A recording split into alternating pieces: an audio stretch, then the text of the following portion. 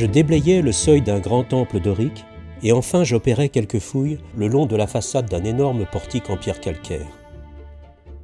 Pendant que les ouvriers étaient occupés à ce dernier travail, mes yeux s'arrêtèrent sur un très beau fragment de marbre blanc, émergeant à peine du sol, que je reconnus, après l'avoir déterré moi-même, être un sein de femme du plus admirable travail. Des recherches furent immédiatement pratiquées et amenèrent bientôt au jour la statue de la Victoire, couchée sous 2 pieds de terre et de cailloux, que les travailleurs vinrent m'annoncer en criant « Monsieur, nous avons trouvé une femme !»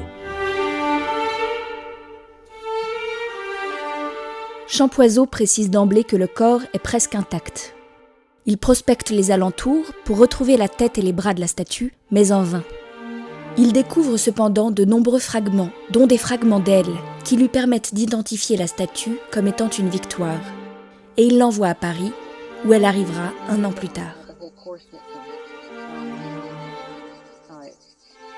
En 1875, lors d'une campagne menée par des archéologues autrichiens, l'architecte Alois Hauser s'intéresse au renfoncement où avait été trouvée la Victoire. Il entreprend le relevé des différents blocs aux formes bizarres laissés par Champoiseau et réalise qu'ils représentent l'avant d'un navire de guerre.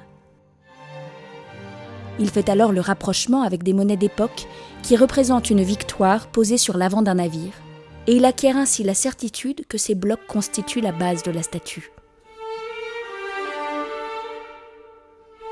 Champoiseau, mis au courant de ses recherches, déploie tous ses efforts pour que les blocs de la base rejoignent la statue à Paris.